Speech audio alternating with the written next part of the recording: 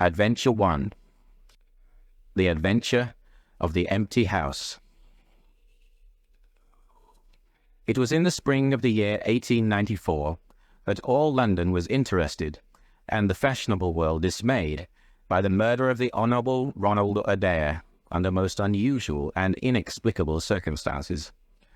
The public has already learned those particulars of the crime which came out in the police investigation, but a good deal was suppressed upon that occasion, since the case for the prosecution was so overwhelmingly strong that it was not necessary to bring forward all the facts. Only now, at the end of nearly 10 years, am I allowed to supply those missing links which make up the whole of that remarkable chain. The crime was of interest in itself, but that interest was as nothing to me compared to the inconceivable sequel which afforded me the greatest shock and surprise of any event in my adventurous life. Even now, after this long interval, I find myself thrilling as I think of it, and feeling once more that sudden flood of joy, amazement, and incredulity which utterly submerged my mind. Let me say to that public, which has shown some interest in those glimpses which I have occasionally given them of the thoughts and actions of a very remarkable man, that they are not to blame me if I have not shared my knowledge with them, for I should have considered it my first duty to do so, had I not been barred by a positive prohibition from his own lips, which was only withdrawn upon the 3rd of last month. It can be imagined that my close intimacy with Sherlock Holmes had interested me deeply in crime, and that after his disappearance I never failed to read with care the various problems which came before the public, and I even attempted more than once, for my own private satisfaction, to employ his methods in their solution, though with indifferent success. There was none, however, which appealed to me like this tragedy of Ronald Adair. As I read the evidence at the inquest, which led up to a verdict of wilful murder against some person or persons unknown, I realized more clearly than I had ever done the loss which the community had sustained by the death of Sherlock Holmes. There were points about this strange business which would, I was sure, have specially appealed to him, and the efforts of the police would have been supplemented, or more probably anticipated, by the trained observation and the alert mind of the first criminal agent in Europe. All day, as I drove upon my round, I turned over the case in my mind, and found no explanation which appeared to me to be adequate. At the risk of telling a twice-told tale, I will recapitulate the facts as they were known to the public at the conclusion of the inquest. The Honourable Ronald Adair was the second son of the Earl of Maynooth, at that time governor of one of the Australian colonies. Adair's mother had returned from Australia to undergo the operation for cataract, and she, her son Ronald, and her daughter Hilda were living together at 427 Park Lane. The youth moved in the best society, had, so far as was known, no enemies and no particular vices. He had been engaged to Miss Edith Woodley of Carstairs, but the engagement had been broken off by mutual consent some months before, and there was no sign that it had left any very profound feeling behind it. For the rest, the man's life moved in a narrow and conventional circle, for his habits were quiet and his nature unemotional. Yet it was upon this easy-going young aristocrat that death came, in most strange and unexpected form, between the hours of 10 and 11:20 on the night of March 30th, 1894. Ronald Adair was fond of cards, playing continually, but never for such stakes as would hurt him. He was a member of the Baldwin, the Cavendish, and the Bagatelle card clubs. It was shown that after dinner on the day of his death, he had played a rubber of whist at the latter club. He also played there in the afternoon. The evidence of those who had played with him, Mr. Murray, Sir John Hardy, and Colonel Moran, showed that the game was whist, and that there was a fairly equal fall of the cards. Adair might have lost £5, but not more. His fortune was a considerable one, and such a loss could not in any way affect him. He had played nearly every day at one club or other, but he was a cautious player and usually rose a winner. It came out in evidence that in partnership with Colonel Moran, he had actually won as much as £420 in a sitting some weeks before from Godfrey Milner and Lord Balmoral. So much for his recent history as it came out at the inquest. On the evening of the crime, he returned from the club exactly at 10. His mother and sister were out spending the evening with a relation. The servant deposed that she heard him enter the front room on the second floor, generally used as his sitting room. She had lit a fire there, and as it smoked, she had opened the window. No sound was heard from the room until 11:20, the hour of the return of Lady Maintenance and her daughter. Desiring to say good night, she attempted to enter her son's room. The door was locked on the inside, and no answer could be got to their cries and knocking. Help was obtained, and the door forced. The unfortunate young man was found lying near the table. His head had been horribly mutilated by an expanding revolver bullet, but no weapon of any sort was to be found in the room. On the table lay 2 banknotes for £10 each and £17.10 in silver and gold, the money arranged in little piles of varying amount.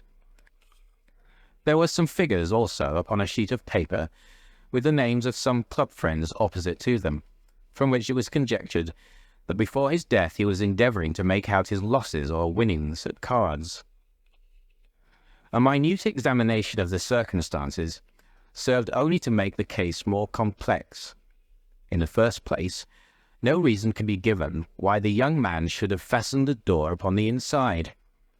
There was the possibility that the murderer had done this, and had afterwards escaped by the window.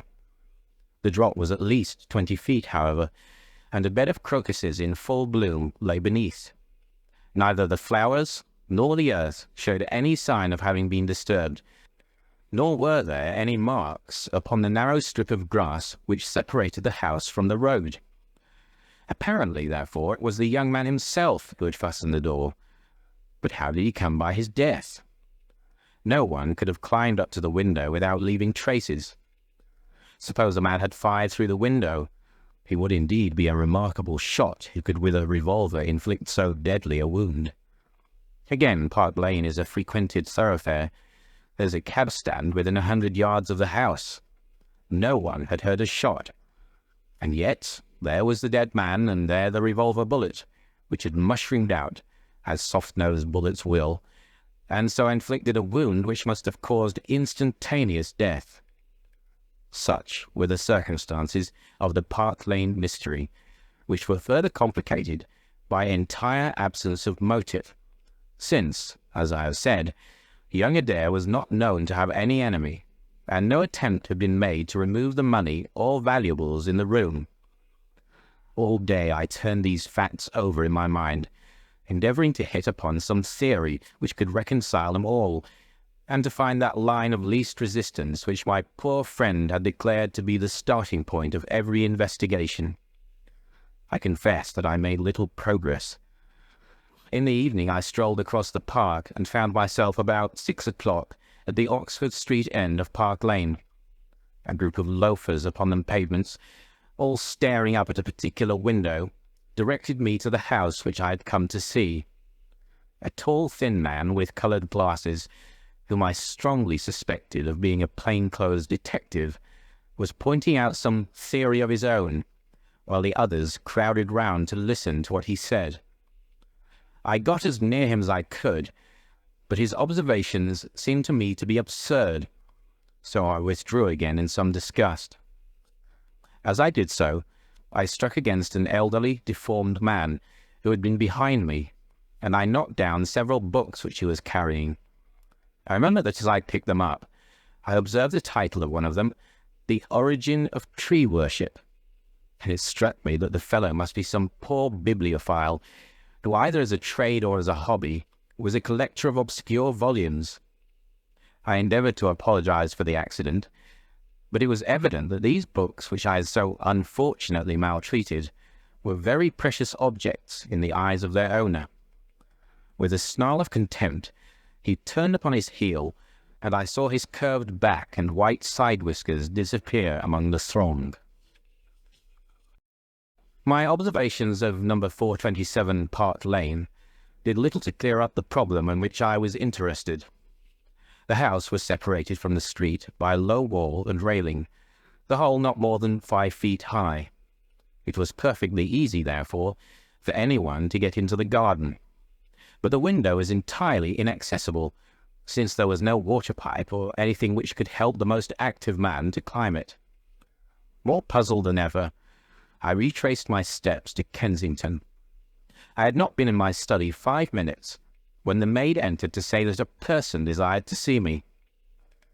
To my astonishment, it was none other than my strange old book collector, his sharp, wizened face peering out from a frame of white hair, and his precious volumes, a dozen of them at least, wedged under his right arm. "You're surprised to see me, sir," said he in a strange, croaking voice. I acknowledged that I was. "Well, I have a conscience, sir, and when I chanced to see you go into this house, as I came hobbling after you, I thought to myself, I'll just step in and see what kind of gentleman, and tell him that if I was a bit gruff in my manner, that there was not any harm meant, and that I am much obliged to him for picking up my books." "You make too much of a trifle," said I. "May I ask how you knew who I was?" "Well, sir, it isn't too great a liberty. I am a neighbour of yours, for you'll find my little bookshop at the corner of Church Street, and very happy to see you, I am sure. Maybe you collect yourself, sir. Here's British Birds, and Catullus, and the Holy War. A bargain, every one of them. With 5 volumes you could just fill that gap on that second shelf. It looks untidy, does it not, sir?" I moved my head to look at the cabinet behind me. When I turned again, Sherlock Holmes was standing smiling at me across my study table. I rose to my feet, stared at him for some seconds in utter amazement, and then it appears that I must have fainted, for the first and the last time in my life. Certainly a grey mist swirled before my eyes, and when it cleared I found my collar ends undone and the tingling aftertaste of brandy upon my lips. Holmes was bending over my chair, his flask in his hand. "My dear Watson," said the well-remembered voice, "I owe you 1,000 apologies. I had no idea that you would be so affected." I gripped him by the arms. "Holmes," I cried, "is it really you? Can it indeed be that you are alive? Is it possible that you succeeded in climbing out of that awful abyss?" "Wait a moment," said he. "Are you sure that you're really fit to discuss things? I have given you a serious shock by my unnecessarily dramatic reappearance." "I'm all right, but indeed, Holmes, I can hardly believe my eyes. Good heavens, to think that you of all men, should be standing in my study." Again I gripped him by the sleeve and felt the thin, sinewy arm beneath it. "Well, you're not a spirit anyhow," said I. "My dear chap, I'm overjoyed to see you. Sit down and tell me how you came alive out of that dreadful chasm." He sat opposite to me and lit a cigarette in his old, nonchalant manner. He was dressed in the seedy frock-coat of the book merchant, but the rest of that individual lay in a pile of white hair and old books upon the table. Holmes looked even thinner and keener than of old, but there was a dead white tinge in his aquiline face, which told me that his life recently had not been a healthy one. "I am glad to stretch myself, Watson," said he. "It is no joke when a tall man has to take a foot off his stature for several hours on end. Now, my dear fellow, in the matter of these explanations we have, if I may ask for your cooperation, a hard and dangerous night's work in front of us. Perhaps it would be better if I gave you an account of the whole situation when that work is finished." "I am full of curiosity. I should much prefer to hear it now." "You will come with me tonight?" "When you like and where you like." "This is indeed like the old days. We shall have time for a mouthful of dinner before we need go. Well then, about that chasm. I had no serious difficulty in getting out of it, for the very simple reason that I never was in it. You never were in it?" "No, Watson, I never was in it. My note to you was absolutely genuine.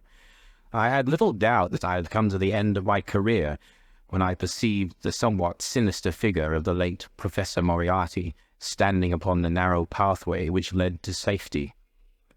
I read an inexorable purpose in his grey eyes.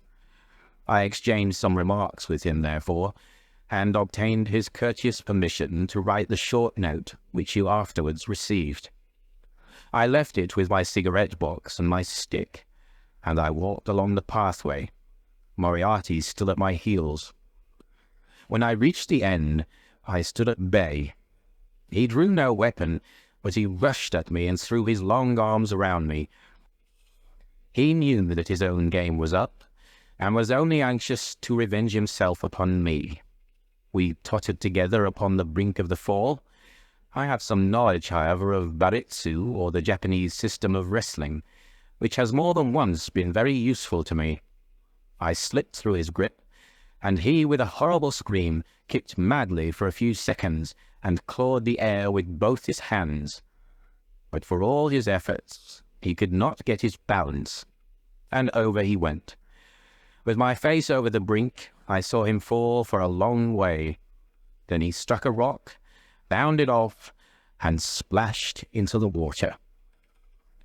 I listened with amazement to this explanation which Holmes delivered between the puffs of his cigarette. "But the tracks," I cried. "I saw with my own eyes that two went down the path, and none returned." It came about in this way. The instant that the professor had disappeared, it struck me what a really extraordinarily lucky chance fate had placed in my way. I knew that Moriarty was not the only man who had sworn my death. There were at least 3 others whose desire for vengeance upon me would only be increased by the death of their leader. They were all most dangerous men. One or other would certainly get me. On the other hand, if all the world was convinced that I was dead, they would take liberties, these men. They would soon lay themselves open, and sooner or later I could destroy them. Then it would be time for me to announce that I was still in the land of the living. So rapidly does the brain act, that I believe I had sought this all out before Professor Moriarty had reached the bottom of the Reichenbach fall. I stood up and examined the rocky wall behind me. In your picturesque account of the matter, which I read with great interest some months later, you assert that the wall was sheer. That was not literally true. A few small footholds presented themselves, and there was some indication of a ledge. The cliff is so high that to climb it all was an obvious impossibility, and it was equally impossible to make any way along the wet path without leaving some tracks. I might, it is true, have reversed my boots, as I have done on similar occasions, but the sight of 3 sets of tracks in one direction would certainly have suggested a deception. On the whole, then, it was best that I should risk the climb. It was not a pleasant business, Watson. The fall roared beneath me. I am not a fanciful person, but I give you my word that I seemed to hear Moriarty's voice screaming at me out of the abyss. A mistake would have been fatal. More than once, as tufts of grass came out in my hand or my foot slipped in the wet notches of the rock, I thought that I was gone. But I struggled upward, and at last I reached a ledge several feet deep and covered with soft green moss, where I could lie unseen in the most perfect comfort. There I was stretched when you, my dear Watson, and all your following were investigating in the most sympathetic and inefficient manner the circumstances of my death. At last, when you had all formed your inevitable and totally erroneous conclusions, you departed for the hotel, and I was left alone. I had imagined that I had reached the end of my adventures, but a very unexpected occurrence showed me that there were surprises still in store for me. A huge rock, falling from above, boomed past me, struck the path, and bounded over into the chasm. For an instant I thought that it was an accident, but a moment later, looking up, I saw a man's head against the darkening sky, and another stone struck the very ledge upon which I was stretched, within a foot of my head. Of course, the meaning of this was obvious. Moriarty had not been alone. A confederate, and even that one glance had told me how dangerous a man that confederate was, had kept guard while the professor had attacked me. From a distance, unseen by me, he had been a witness of his friend's death and of my escape. He had waited, and then making his way round to the top of the cliff, he had endeavoured to succeed where his comrade had failed. I did not take long to think about it, Watson. Again I saw that grim face look over the cliff, and I knew that it was the precursor of another stone. I scrambled down onto the path. I don't think I could have done it in cold blood. It was 100 times more difficult than getting up. But I had no time to think of the danger, for another stone sang past me as I hung by my hands from the edge of the ledge. Halfway down I slipped, but by the blessing of God, I landed torn and bleeding upon the path. I took to my heels, did 10 miles over the mountains in the darkness, and a week later I found myself in Florence, with the certainty that no one in the world knew what had become of me. I had only one confidant, my brother Mycroft. I owe you many apologies, my dear Watson, but it was all important that it should be thought I was dead, and it is quite certain that you would not have written so convincing an account of my unhappy end had you not yourself thought that it was true. Several times during the last 3 years I have taken up my pen to write to you, but always I feared lest your affectionate regard for me should tempt you to some indiscretion which would betray my secret. For that reason I turned away from you this evening when you upset my books, for I was in danger at the time, and any show of surprise and emotion upon your part might have drawn attention to my identity, and led to the most deplorable and irreparable results. As to Mycroft, I had to confide in him in order to obtain the money which I needed. The course of events in London did not run so well as I had hoped, for the trial of the Moriarty gang left 2 of its most dangerous members, my own most vindictive enemies, at liberty. I travelled for 2 years in Tibet, therefore, and amused myself by visiting Lhasa and spending some days with the head Lama. You may have read of the remarkable explorations of a Norwegian named Sigerson, but I'm sure that it never occurred to you that you were receiving news of your friend. I then passed through Persia, looked in at Mecca, and paid a short but interesting visit to the Khalifa at Khartoum, the results of which I have communicated to the Foreign Office. Returning to France, I spent some months in a research into the coal tar derivatives, which I conducted in a laboratory at Montpellier, in the south of France. Having concluded this to my satisfaction, and learning that only one of my enemies was now left in London, I was about to return when my movements were hastened by the news of this very remarkable Park Lane mystery, which not only appealed to me by its own merits, but which seemed to offer some most peculiar personal opportunities. I came over at once to London, called in my own person at Baker Street, threw Mrs. Hudson into violent hysterics, and found that Mycroft had preserved my rooms and my papers exactly as they had always been. So it was, my dear Watson, that at 2 o'clock today I found myself in my old armchair in my own old room, and only wishing that I could have seen my old friend Watson in the other chair which he had so often adorned. Such was the remarkable narrative to which I listened on that April evening, a narrative which would have been utterly incredible to me had it not been confirmed by the actual sight of the tall, spare figure and the keen, eager face, which I had never thought to see again. In some manner he had learned of my own sad bereavement, and his sympathy was shown in his manner rather than in his words. "Work is the best antidote to sorrow, my dear Watson," said he, and I have a piece of work for us both tonight, which, if we can bring it to a successful conclusion, will in itself justify a man's life on this planet." In vain I begged him to tell me more. "You will hear and see enough before morning," he answered. "We have 3 years of the past to discuss. Let that suffice until 9:30, when we start upon the notable adventure of the empty house." It was indeed like old times, when at that hour I found myself seated beside him in a hansom, my revolver in my pocket, and the thrill of adventure in my heart. Holmes was cold and stern and silent. As the gleam of the street lamps flashed upon his austere features, I saw that his brows were drawn down in thought, and his thin lips compressed. I knew not what wild beast we were about to hunt down in the dark jungle of criminal London, but I was well assured from the bearing of this master huntsman that the adventure was a most grave one, while the sardonic smile which occasionally broke through his ascetic gloom boded little good for the object of our quest. I had imagined that we were bound for Baker Street, but Holmes stopped the cab at the corner of Cavendish Square.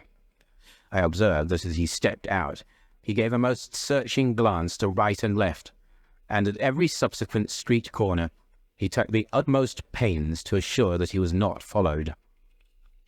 Our route was certainly a singular one.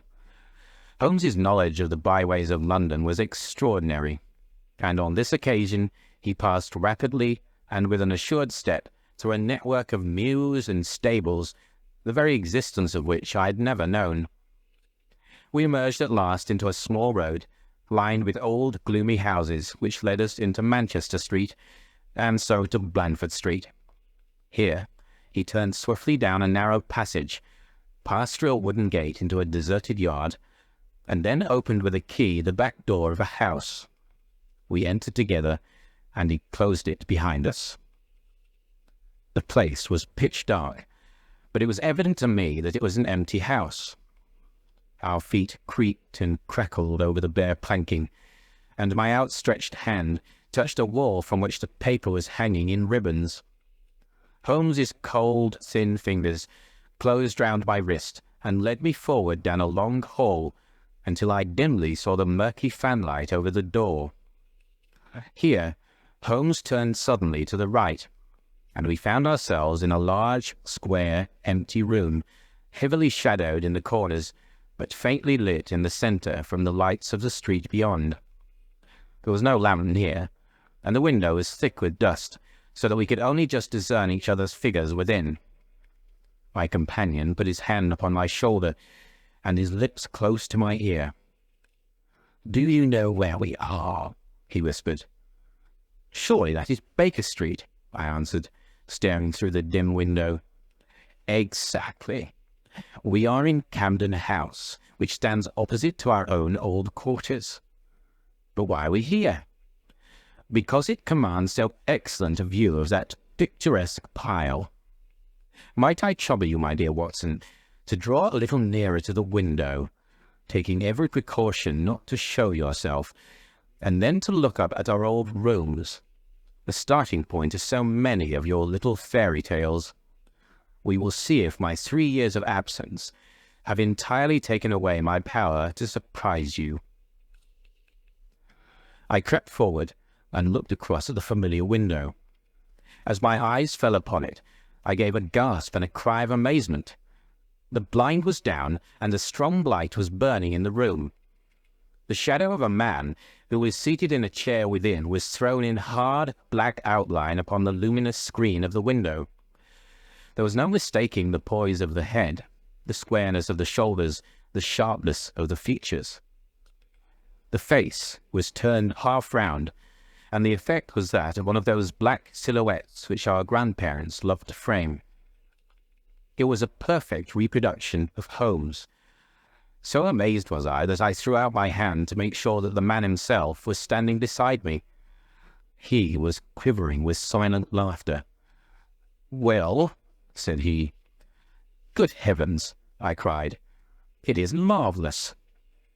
"I trust that age does not wither nor custom stale my infinite variety," said he. and I recognized in his voice the joy and pride which the artist takes in his own creation. "It really is rather like me, is it not?" "I should be prepared to swear that it was you." "The credit of the execution is due to Monsieur Oscar Meunier of Grenoble, who spent some days in doing the moulding. It is a bust in wax. The rest I arranged myself during my visit to Baker Street this afternoon." "But why?" "Because, my dear Watson, I had the strongest possible reason for wishing certain people to think that I was there when I was really elsewhere." "And you thought the rooms were watched?" "I knew that they were watched." "By whom?" "By my old enemies, Watson. By the charming society whose leader lies in the Reichenbach Fall. You must remember that they knew, and only they knew, that I was still alive. Sooner or later they believed that I should come back to my rooms. They watched them continuously, and this morning they saw me arrive." "How do you know?" "Because I recognized their sentinel when I glanced out of my window. He is a harmless enough fellow, Parker by name, a garrotter by trade, and a remarkable performer upon the Jew's harp. I cared nothing for him, but I cared a great deal for the much more formidable person who was behind him, the bosom friend of Moriarty, the man who dropped the rocks over the cliff, the most cunning and dangerous criminal in London. That is the man who is after me tonight, Watson, and that is the man who is quite unaware that we are after him." My friend's plans were gradually revealing themselves. From this convenient retreat, the watchers were being watched, and the trackers tracked. That angular shadow up yonder was the bait, and we were the hunters. In silence we stood together in the darkness and watched the hurrying figures who passed and repassed in front of us. Holmes was silent and motionless, but I could tell that he was keenly alert, and that his eyes were fixed intently upon the stream of passers-by. It was a bleak and boisterous night, and the wind whistled shrilly down the long street. Many people were moving to and fro, most of them muffled in their coats and cravats. Once or twice it seemed to me that I had seen the same figure before, and I especially noticed two men who appeared to be sheltering themselves from the wind in the doorway of a house some distance up the street. I tried to draw my companion's attention to them, but he gave a little ejaculation of impatience and continued to stare into the street. More than once he fidgeted with his feet and tapped rapidly with his fingers upon the wall. It was evident to me that he was becoming uneasy, and that his plans were not working out altogether as he had hoped. At last, as midnight approached and the street gradually cleared, he paced up and down the room in uncontrollable agitation. I was about to make some remark to him when I raised my eyes to the lighted window and again experienced almost as great a surprise as before.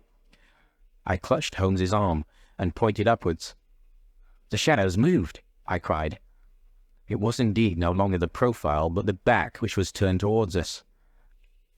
3 years had certainly not smoothed the asperities of his temper or his impatience with a less active intelligence than his own. "Of course it has moved," said he. "Am I such a farcical bungler, Watson, that I should erect an obvious dummy and expect that some of the sharpest men in Europe would be deceived by it? We have been in this room 2 hours, and Mrs. Hudson has made some change in that figure 8 times, or once in every quarter of an hour. She works it from the front, so that her shadow may never be seen. Ah!" He drew in his breath with a shrill, excited intake. In the dim light, I saw his head thrown forward, his whole attitude rigid with attention. Outside the street was absolutely deserted. Those 2 men might still be crouching in the doorway, but I could no longer see them. All was still and dark, save only that brilliant yellow screen in front of us, with the black figure outlined upon its center. Again, in the utter silence, I heard that thin, sibilant note which spoke of intense, suppressed excitement. An instant later, he pulled me back into the blackest corner of the room and I felt his warning hand upon my lips. The fingers which clutched me were quivering. Never had I known my friend more moved, and yet the dark street still stretched lonely and motionless before us. But suddenly I was aware of that which his keener senses had already distinguished. A low, stealthy sound came to my ears, not from the direction of Baker Street, but from the back of the very house in which we lay concealed. A door opened and shut. An instant later, steps crept down the passage, steps which were meant to be silent, but which reverberated harshly through the empty house. Holmes crouched back against the wall, and I did the same, my hand closing upon the handle of my revolver. Peering through the gloom, I saw the vague outline of a man, a shade blacker than the blackness of the open door. He stood for an instant, and then he crept forward, crouching, menacing, into the room. He was within 3 yards of us, this sinister figure, and I had braced myself to meet his spring before I realized that he had no idea of our presence. He passed close beside us, stole over to the window, and very softly and noiselessly raised it for half a foot. As he sank to the level of this opening, the light of the street, no longer dimmed by the dusty glass, fell full upon his face. The man seemed to be beside himself with excitement. His 2 eyes shone like stars, and his features were working convulsively. He was an elderly man, with a thin, projecting nose, a high, bald forehead, and a huge, grizzled moustache. An opera hat was pushed to the back of his head, and an evening dress, shirt front, gleamed out through his open overcoat. His face was gaunt and swarthy, scored with deep, savage lines. In his hand he carried what appeared to be a stick, but as he laid it down upon the floor it gave a metallic clang. Then from the pocket of his overcoat he drew a bulky object, and he busied himself in some task which ended with a loud, sharp click, as if a spring or bolt had fallen to its place. Still kneeling upon the floor, he bent forward and threw all his weight and strength upon some lever, with the result that there came a long, whirling, grinding noise, ending once more in a powerful click. He straightened himself then, and I saw that what he held in his hand was a sort of gun with a curiously misshapen butt. He opened it at the breech, put something in, and snapped the breech lock. Then, crouching down, he rested the end of the barrel upon the ledge of the open window, and I saw his long moustache droop over the stock, and his eye gleam as it peered along the sights.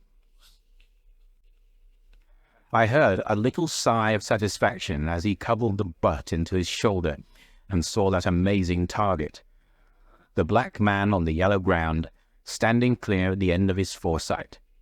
For an instant he was rigid and motionless. Then his finger tightened on the trigger. There was a strange, loud whiz and a long, silvery tinkle of broken glass. At that instant, Holmes sprang like a tiger onto the marksman's back and hurled him flat upon his face. He was up again in a moment, and with a convulsive strength he seized Holmes by the throat. But I struck him on the head with the butt of my revolver, and he dropped again upon the floor. I fell upon him, and as I held him, my comrade blew a shrill call upon a whistle. There was the clatter of running feet upon the pavement, and 2 policemen in uniform, with one plainclothes detective, rushed through the front entrance and into the room. "That you, Lestrade?" said Holmes. "Yes, Mr. Holmes. I took the job myself. It's good to see you back in London, sir. I think you want a little unofficial help. 3 undetected murders in 1 year won't do, Lestrade. But you handled the Molesley mystery with less than your usual... that's to say, you handled it fairly well." We had all risen to our feet, our prisoner breathing hard, with a stalwart constable on each side of him. Already a few loiterers had begun to collect in the street. Holmes stepped up to the window, closed it, and dropped the blinds. Lestrade had produced 2 candles, and the policemen had uncovered their lanterns. I was able at last to have a good look at our prisoner. It was a tremendously virile and yet sinister face which was turned towards us. With the brow of a philosopher above, and the jaw of a sensualist below, the man must have started with great capacities for good or for evil. But one could not look upon his cruel blue eyes with their drooping, cynical lids, or upon the fierce, aggressive nose and the threatening, deep-lined brow, without reading nature's plainest danger signals. He took no heed of any of us, but his eyes were fixed upon Holmes's face, with an expression in which hatred and amazement were equally blended. "You fiend!" he kept on muttering. "You clever fiend, clever fiend!" "Ah, Colonel," said Holmes, arranging his rumpled collar. "Journeys end in lovers' meetings, as the old play says. I don't think I've had the pleasure of seeing you since you favoured me with those attentions, as I lay on the ledge above the Reichenbach fall." The Colonel still stared at my friend like a man in a trance. "You cunning, cunning fiend," was all that he could say. "I have not introduced you yet," said Holmes. "This gentleman is Colonel Sebastian Moran, once of Her Majesty's Indian Army, and the best heavy game shot that our Eastern Empire has ever produced. I believe I am correct, Colonel, in saying that your bag of tigers still remains unrivaled?" The fierce old man said nothing, but still glared at my companion with his savage eyes and bristling moustache. He was wonderfully like a tiger himself. "I wonder that my very simple stratagem could deceive so old a shikari," said Holmes. "It must be very familiar to you. Have you not tethered a young kid under a tree, lain above it with your rifle, and waited for the bait to bring up your tiger? This empty house is my tree, and you are my tiger. You have possibly had other guns in reserve in case there should be several tigers, or in the unlikely supposition of your own aim failing you. These," he pointed around, "are my other guns. The parallel is exact." Colonel Moran sprang forward with a snarl of rage, but the constables dragged him back. The fury upon his face was terrible to look at. "I confess that you had one small surprise for me," said Holmes. "I did not anticipate that you would yourself make use of this empty house and this convenient front window. I had imagined you as operating from the street, where my friend Lestrade and his merry men were awaiting you. With that exception, all has gone as I expected." Colonel Moran turned to the official detective. "You may or may not have just cause for arresting me," said he, "but at least there can be no reason why I should submit to the gibes of this person. If I'm in the hands of the law, let things be done in a legal way." "Well, that's reasonable enough," said Lestrade. "Nothing further you have to say, Mr. Holmes, before we go?" Holmes had picked up the powerful air gun from the floor and was examining its mechanism. "An admirable and unique weapon," said he. "Noiseless and of tremendous power. I knew von Herder, the blind German mechanic who constructed it to the order of the late Professor Moriarty. For years I've been aware of its existence, though I have never before had the opportunity of handling it. I commend it very specially to your attention, Lestrade, and also the bullets which fit it." "You can trust us to look after that, Mr. Holmes," said Lestrade, as the whole party moved toward the door. "Anything further to say?" "Only to ask what charge you intend to prefer." "What charge, sir?" "Why, of course, the attempted murder of Mr. Sherlock Holmes." "Not so, Lestrade. I do not propose to appear in the matter at all. To you, and to you only, belongs the credit of the remarkable arrest which you have effected. Yes, Lestrade, I congratulate you. With your usual happy mixture of cunning and audacity, you have got him." "Got him? Got whom, Mr. Holmes?" "The man that the whole force has been seeking in vain. Colonel Sebastian Moran, who shot the Honourable Ronald Adair with an expanding bullet from an air gun through the open window of the second-floor front of number 427 Park Lane upon the 30th of last month. That's the charge, Lestrade. And now, Watson, if you can endure the draught from a broken window, I think that half an hour in my study over a cigar may afford you some profitable amusement. Our old chambers had been left unchanged through the supervision of Mycroft Holmes and the immediate care of Mrs. Hudson. As I entered, I saw, it is true, an unwonted tidiness, but the old landmarks were all in their place. There were the chemical corner and the acid-stained deal-topped table. There upon a shelf was the row of formidable scrapbooks and books of reference which many of our fellow citizens would have been so glad to burn. The diagrams, the violin case, and the pipe rack, even the Persian slipper which contained the tobacco, all met my eyes as I glanced around me. There were two occupants of the room, one Mrs. Hudson, who beamed upon us both as we entered, the other, the strange dummy, which had played so important a part in the evening's adventures. It was a wax-coloured model of my friend, so admirably done that it was a perfect facsimile. It stood on a small pedestal table with an old dressing gown of Holmes's so draped around it that the illusion from the street was absolutely perfect. "I hope you observed all precautions, Mrs. Hudson," said Holmes. "I went to it on my knees, sir, just as you told me." "Excellent. You carried the thing out very well. Did you observe where the bullet went?" "Yes, sir. I'm afraid it has spoiled your beautiful bust, for it passed right through the head and flattened itself on the wall. I picked it up from the carpet. Here it is." Holmes held it out to me. "A soft revolver bullet, as you perceive, Watson.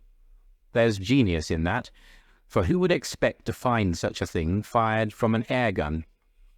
All right, Mrs. Hudson, I am much obliged for your assistance.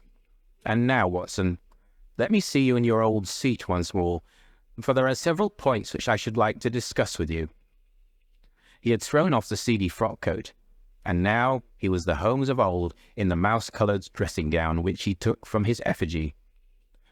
"The old shikari's nerves have not lost their steadiness, nor his eyes their keenness," said he with a laugh, as he inspected the shattered forehead of his bust. "Plumb in the middle of the back of the head and smack through the brain. He was the best shot in India, and I expect that there are few better in London. Have you heard the name?" "No, I have not." "Well, well, such is fame. But then, if I remember right, you had not heard the name of Professor James Moriarty, who had one of the great brains of the century. Just give me down my index of biographies from the shelf." He turned over the pages lazily, leaning back in his chair and blowing great clouds from his cigar. "My collection of M's is a fine one," said he. "Moriarty himself is enough to make any letter illustrious.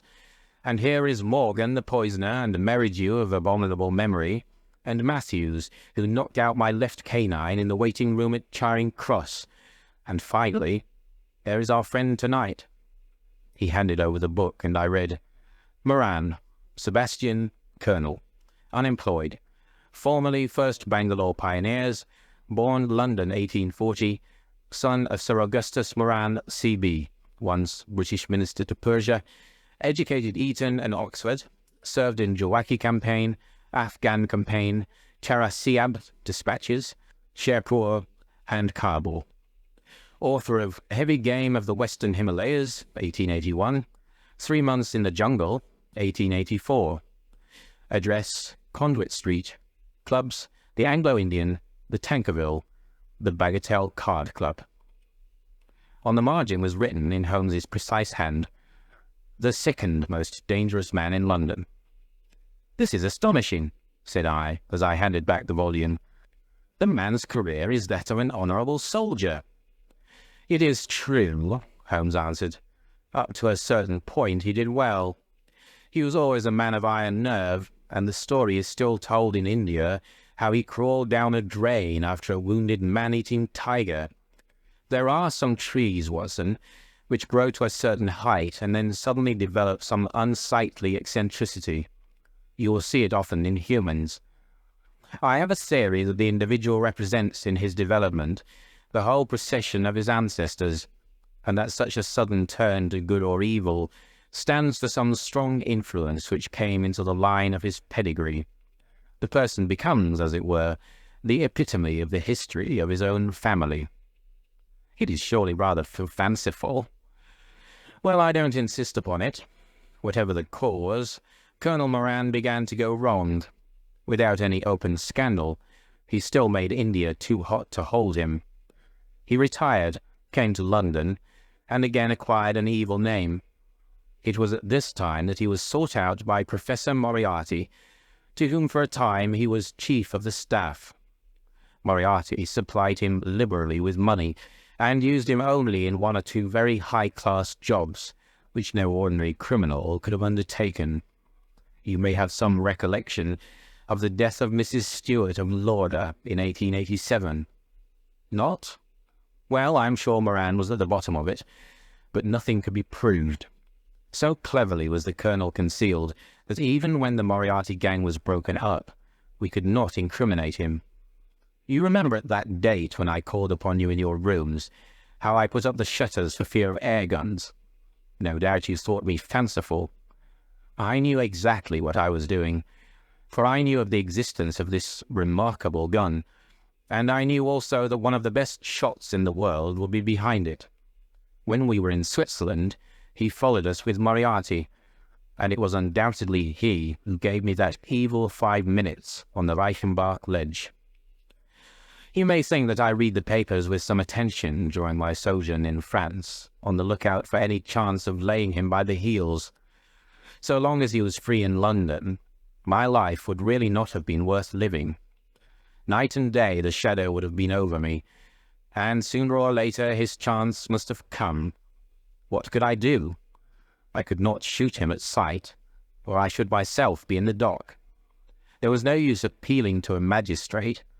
They cannot interfere on the strength of what would appear to them to be a wild suspicion. So I could do nothing but I watched the criminal news, knowing that sooner or later I should get him. Then came the death of this Ronald Adair. My chance had come at last. Knowing what I did, was it not certain that Colonel Moran had done it? He had played cards with the lad. He had followed him home from the club. He had shot him through the open window. There was not a doubt of it. The bullets alone are enough to put his head in a noose. I came over at once. I was seen by the sentinel who would, I knew, direct the colonel's attention to my presence. He could not fail to connect my sudden return with his crime, and to be terribly alarmed. I was sure that he would make an attempt to get me out of the way at once, and would bring round his murderous weapon for that purpose. I left him an excellent mark in the window, and, having warned the police that they might be needed— by the way, Watson, you spotted their presence in that doorway with unerring accuracy— I took up what seemed to me to be a judicious post for observation, never dreaming that he would choose the same spot for his attack. Now, my dear Watson, does anything remain for me to explain? Yes, said I. You've not made it clear what was Colonel Moran's motive in murdering the Honourable Ronald Adair. Ah, my dear Watson, there we come into those realms of conjecture where the most logical mind may be at fault. Each may form his own hypothesis upon the present evidence, and yours is as likely to be correct as mine. You have formed one, then? I think that it is not difficult to explain the facts. It came out in evidence that Colonel Moran and young Adair had between them won a considerable amount of money. Now, Moran undoubtedly played foul. Of that I'm long been aware. I believe that on the day of the murder Adair had discovered that Moran was cheating. Very likely he had spoken to him privately, and had threatened to expose him unless he voluntarily resigned his membership of the club, and promised not to play cards again. It is unlikely that a youngster like Adair would at once make a hideous scandal by exposing a well-known man so much older than himself. Probably he acted as I suggest. The exclusion from his clubs would mean ruin to Moran, who lived by his ill-gotten card gains. He therefore murdered Adair, who at the time was endeavouring to work out how much money he should himself return, since he could not profit by his partner's foul play. He locked the door lest the ladies should surprise him and insist upon knowing what he was doing with these names and coins. Will it pass? I have no doubt that you have hit upon the truth. It will be verified or disproved at the trial. Meanwhile, come what may, Colonel Moran will trouble us no more. The famous air gunner von Herder will embellish the Scotland Yard Museum. And once again, Mr. Sherlock Holmes is free to devote his life to examining those interesting little problems which the complex life of London so plentifully presents. End of The Empty House.